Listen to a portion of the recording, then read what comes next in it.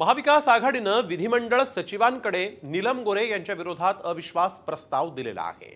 महाविकास आघाडीनं नीलम गोरेंच्या विरोधात हा अविश्वास प्रस्ताव सादर केलेला आहे आणि थेट विधिमंडळ सचिवांकडे नीलम गोरेंच्या विरोधात हा अविश्वास प्रस्ताव यावेळेस महाविकास आघाडीनं सादर केला आहे।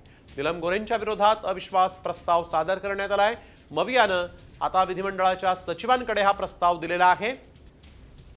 कॉमस्कोर नुसार आता isakal.com आहे देशातील नंबर 1 ची मराठी न्यूज वेबसाईट। प्रत्येक अपडेटसाठी isakal.com ला नक्की भेट द्या।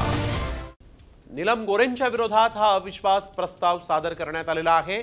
महाविकास आघाडीनं शिवसेना, शरद पवारांची राष्ट्रवादी आणि काँग्रेसनं मिळून नीलम गोरेंच्या विरोधात अविश्वास प्रस्ताव मांडलेला आहे आणि तो विधिमंडळ सचिवांकडे प्रस्ताव देण्यात आलेला आहे।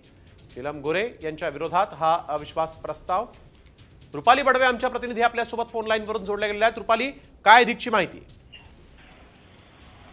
महाविकास आघाडीच्या वतीने आपण पाहत आहोत की नीलम गोरे यांच्या विरोधात अविश्वासाचा प्रस्ताव जो आहे तो खरं तर ठेवण्यात आलेला आहे। याच्यामध्ये सगळ्यात नेत्यांनी मिळून खरं तर हे जे पत्र आहे ते विधिमंडळ सचिवालयाकडे त्यांनी दाखल केलेलं आहे आणि या आपण पाहत आहोत की नीलम गोरे यांना तर आपण पदावरून दूर करावी अशी मागणी जी आहे ती या पत्राच्या माध्यमातून करण्यात आलेली आहे। भारतीय संविधानाच्या अनुच्छेद 138 या अंतर्गत आपण पाहतो आहोत की ही पुढील कारवाई करण्यासंदर्भातलं उल्लेख जो आहे तो या पत्रामध्ये करण्यात आलेला आहे।